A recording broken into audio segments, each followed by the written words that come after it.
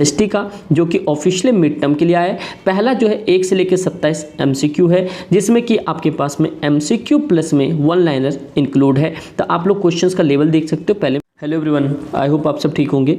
Guys ये आप लोग का जो 17 अक्टूबर को पेपर है एसएसटी का, मतलब सोशल स्टडी का, उनके लिए ये सैम्पल पेपर जो ऑफिशियल सैम्पल पेपर आया है वो है।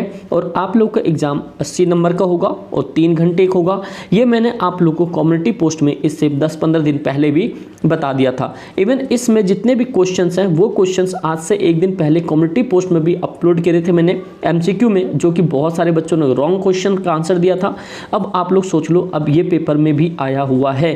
तो भाई ये सारा कुछ नहीं है, कोई पेपर लिख नहीं होता है, बस ये तो थोड़ा दिमाग पहले काम कर जाता है, तो इसलिए आप लोग के साथ वो चीज़ें क्लैश हो जाती है। बट आप लोग को अब अच्छे तरीके से समझना होगा, देखना होगा पेपर का पैटर्न क्या है, नेचर क्या है, क्योंकि जब तक आप पेपर का नेचर नहीं देखोगे, जब तक समझ नहीं आ पाएगा। तो प्लीज़ आप लोग कर लो। और जो इसके अंदर में मैप आया है वो भी मैंने परसों करवाया था, सेम सारे मैप रिपीट हुए हैं। तो अब आप लोग के हाथ में कि कैसे करना चाहते हो। तो देखो आप लोग के साथ सबसे पहले जो भी पेपर को डिस्कस करते हैं, सबसे पहले हम इसका इंस्ट्रक्शंस देखते हैं।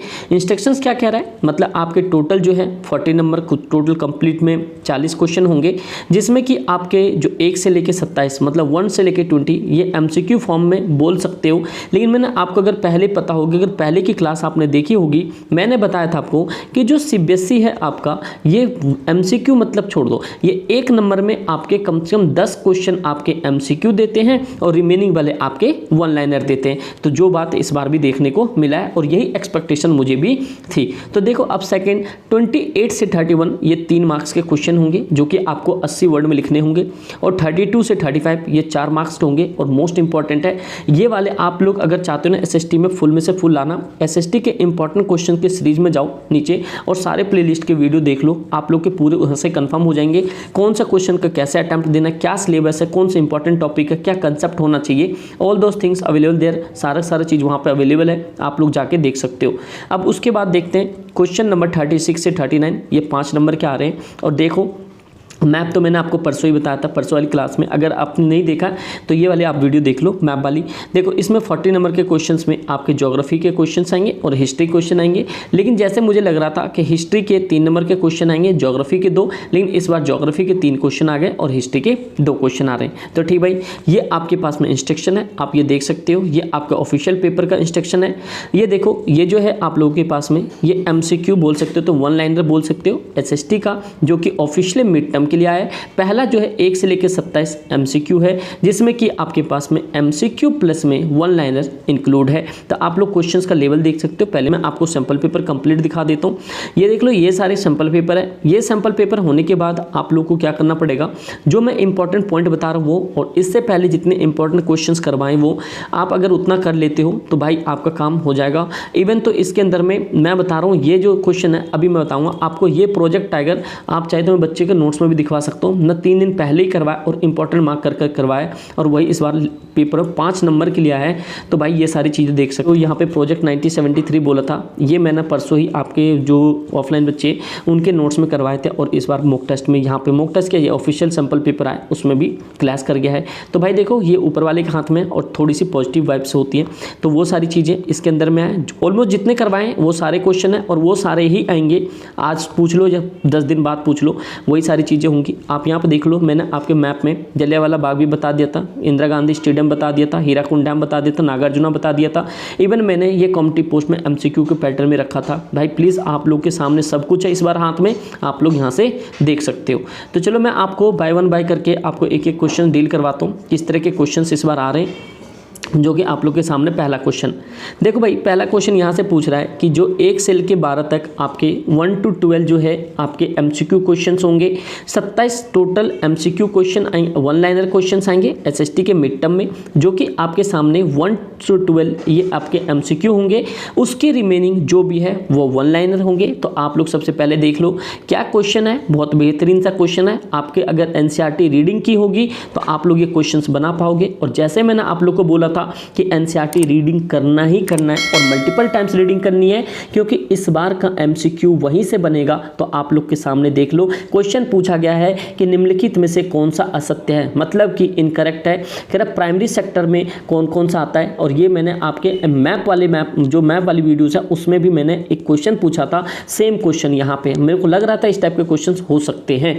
देखो प्राइमरी सेक्टर में कौन कौन आता है, सेकेंडरी में कौन आता है, ट्राइसरी में कौन आता है, ये सब चीज़ आप लोग को पता होना चाहिए। वही आपके एमसीक्यू फॉर्मेट में इस बार भी पूछा जा रहा है। तो मेरे भाई आप लोग को करना क्या है, जिस तरह से मैंने आपको बताया है वो सारे क्वेश्चंस करने हैं, और उसके साथ साथ में आप लोग ये भी चीज़ आप लोग कमेंट करके जरूर बताना 100% अगर आप लोग चाहते हो कि आप लोग को बहुत बेहतर नंबर आए एसएसटी के अंदर में, बस आप लोग ये कमेंट करके बताना आपने एनसीईआरटी को कितने बार रीड कर ली है, 1 बार या 2 बार या 3 बार या उससे ज़्यादा। आप लोग कमेंट करके ये चीज़ जरूर बताना। आप लोग कि ये रिस्पॉन्सिबिलिटी है कि आप लोग कमेंट जरूर करना कि मैप को भी पता चले कि कितने बच्चे ऐसे हैं जो एसएसटी में फुल मार्क्स लाने वाले हैं, जो कि आप लोग के परसेंटेज में बहुत ही ज़्यादा इंपॉर्टेंट रोल होगा। मेरे भाई आप लोग कमेंट करके बताओ आप लोग एनसीईआरटी कितने टाइम्स रीड किए, और ऑनेस्टली बताना, ठीक है। क्योंकि अगर आपने एनसीईआरटी रीड की होगी, लास्ट में 2 महीने से यही बोलता हुआ आ रहा हूँ, अगर आपने ये सब चीज़ की होगी तो आज इस वाले पेपर में आप कम से कम 80 में से 75 अटेम्प्ट करके जाओगे। तो देखो आपको बताए प्राइमरी सेक्टर क्या होता है। Primary sector also known as agriculture and related to sector. आपको प्राथमिक क्षेत्र में कृषि, ये आपको पता है कृषि आता है, फिशिंग आता है, ये सारी चीज़ें होती है। सेकेंडरी में आप जानते हो कि सेकेंडरी जो होता है हमारे पास, जो सेकेंडरी किसको होता है, इंडस्ट्रियल सेक्टर को बोलते हैं, ये भी बात सही है। Fishing come under to secondary, ये तो भाई यहाँ पे गलत बोल रहा है। यहाँ पे बैंकिंग कम इन द ट्राइस्ट्री, ये भाई सही बात है। तो आपको ऑप्शन हो जाएगा सी। तो देख लो इस तरह के क्वेश्चन था, और ये भी कमेंट करना बताना, ये जो क्वेश्चन मैंने पूछा था कि जो टीचर्स है और यहाँ पे टीचर्स और बैंकर्स जो ये कौन से सेक्टर में आता है, वो वाली वीडियो किन किन बच्चों ने देखी थी, और बहुत बच्चों ने कमेंट भी किया था। सेम क्वेश्चन आपके पास यहाँ पे भाई, मैं इतना आपको श्योर कर रहा हूँ कि जितने भी क्वेश्चंस आपको करवा दूँ, जितने भी क्लासेस कर दूँ, सेम क्लासेस आपके पेपर में छप के आएंगे। क्योंकि भाई देखो टाइम के स्कार्सिटी की वजह से वीडियो अपलोड नहीं हो पा रही है, बट मैं डेफिनेटली करूँगा जिससे कि आप लोग अच्छे नंबर लेके आ पाओ। लेकिन कमेंट करके आप लोग जरूर बताना क्या आप लोग सच में एनसीईआरटी रीड किया है, जैसे जैसे बता रहा हूँ वैसे कर रहे हो या नहीं कर रहे हो। सेकेंड क्वेश्चन देखो यहाँ पे कह रहा है which of the following may not be the development goal of the prosperous and the farmers Punjab. क्या इनका जो मेन है डेवलपमेंट गोल नहीं होता है। देखो चीप लेबर होता है, प्रॉपर इरिगेशन भी होता है, मतलब लॉ सपोर्ट प्राइस, ये वाला मेरे हिसाब से आंसर होना चाहिए। आप लोग एक बार देख लेना बढ़िया तरीके से। वाला क्वेश्चन कितने आसान है, ये आपको भाई इकोनॉमिक्स वाले चैप्टर में हो, ज्योग्राफी में हो, कहीं पे किसी पे फिट हो सकता है कि ये चीज़ें आपको डेवलपमेंट वाले चैप्टर में मिल जाएंगी। कि देखो जो 100 डेज का जो रोजगार दिया था मनरेगा के अंदर में महात्मा गांधी के नाम पे चलाया था। बस आप लोग एक चीज़ ध्यान रखना कि इस टाइप के आप लोग जब एनसीईआरटी की रीड करोगे, जब भी आप लोग को ऐसे क्वेश्चंस बनेंगे, तो आप लोग के सामने क्वेश्चंस है और ये इन्होंने हमेशा ट्रू फॉल्स मतलब थोड़ा सा फंसाने की कोशिश की है। जो बच्चा अच्छे तरीके से रीडिंग नहीं की होगी वो भाई पूरा पेपर अटेम्प्ट नहीं ले पाएगा।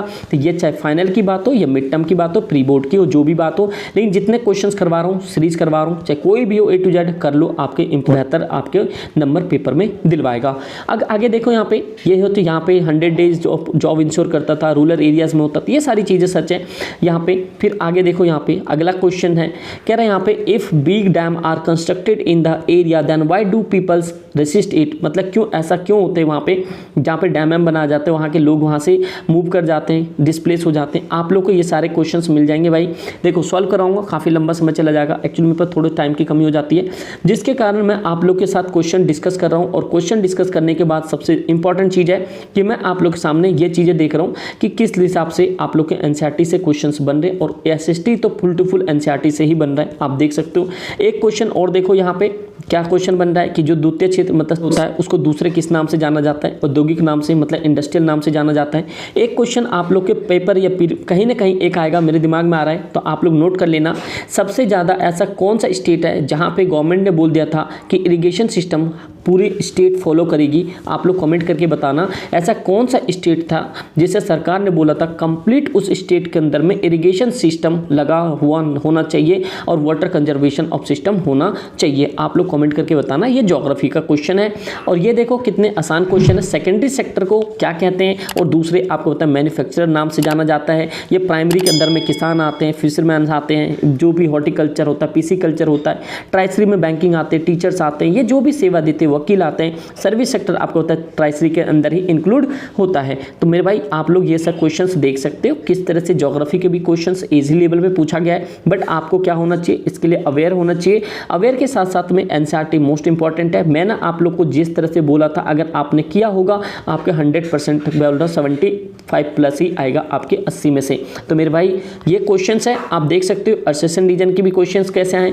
यहाँ पे देखो खरीफ क्रॉप्स क्या था, रबी क्रॉप्स क्या था, किस तरह के क्वेश्चंस बने हैं आप लोग को ये सामने देख रहे हो। और आप लोग एक चीज़ कमेंट करके बताना खरीफ क्रॉप्स कब बोया जाता है और कब काटा जाता है, आप लोग ये चीज़ जरूर बताना, क्योंकि देखो मेरे भाई इस टाइप के क्वेश्चंस हैं आप लोग के सामने हैं और इसके क्वेश्चंस आप लोग भाई कमेंट करके बताना और ईमानदारी से कमेंट करके बताना कि झूम फार्मिंग को रे फार्मिंग किस कंट्री में बोला जाता है। और ऑप्शन एलिमिनेट जरूर करना अगर आप लोग चाहते हो ना कि एमसीक्यू के अंदर में एमसीक्यू में एक भी क्वेश्चन गलत ना हो, तो आप लोग ऑप्शन एलिमिनेट करो। अगर आप लोग को नहीं आता है तो कमेंट करके बताना, मैं एक बार ट्राई करूंगा कि आप लोग को 2 से 3 मिनट में ऑप्शन एलिमिनेशन मेथड बता दिया जाए जिससे आप पूरे नंबर लेके आ पाओ।